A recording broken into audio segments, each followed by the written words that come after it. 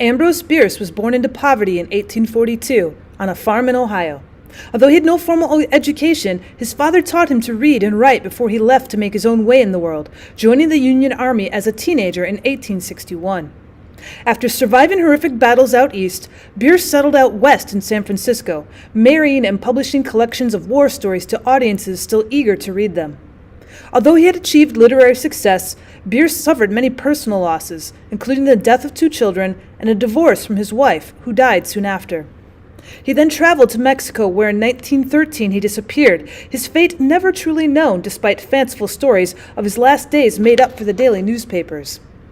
Ambrose Bierce is a good example of an American iconoclast, a fiercely independent writer who not only derides current social trends, but argues against their importance to society.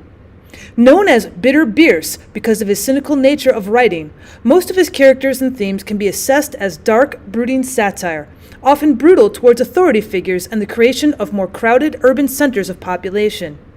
His most famous work, Devil's Dictionary, and his short stories about the American Civil War, like Chickamauga and An Occurrence at Owl Creek Bridge, lays bare the human cost of war and the nightmarish events that the human mind can play upon a character unable to escape society's expectations.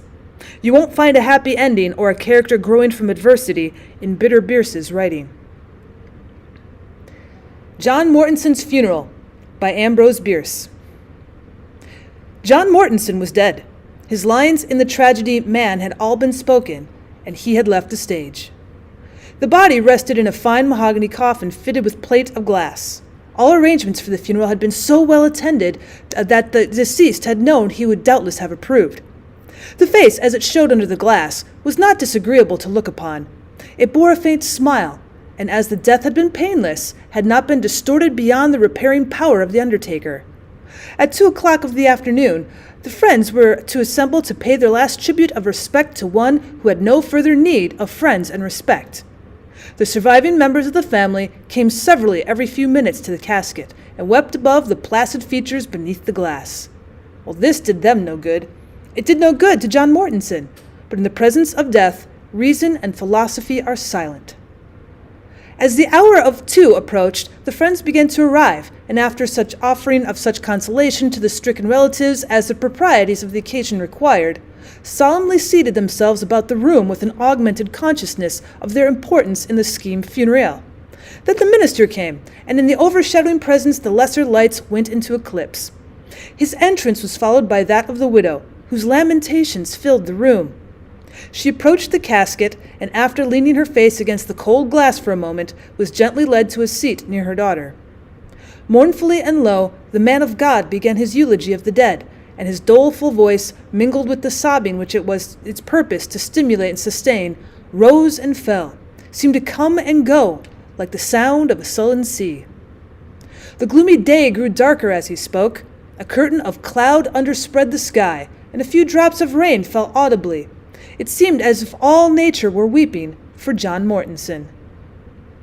When the minister had finished his eulogy with a prayer, a hymn was sung, and the pallbearers took their places beside the bier. As the last notes of the hymn died away, the widow ran to the coffin, cast herself upon it, and sobbed hysterically. Gradually, however, she yielded to dissuasion, becoming more composed. And as the minister was in the act of leading her away, her eyes sought the face of the dead beneath the glass. She threw up her arms, and with a shriek fell backward, insensible.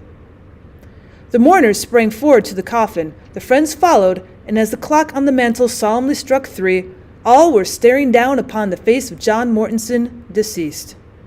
They turned away, sick and faint. One man, trying in his terror to escape the awful sight, stumbled against the coffin so heavily as to knock away one of its frail supports. The coffin fell to the floor. The glass was shattered to bits by the concussion. From the opening crawled John Mortonson's cat, which lazily leapt to the floor, sat up, tranquilly wiped its crimson muzzle with the forepaw, then walked with dignity from the room.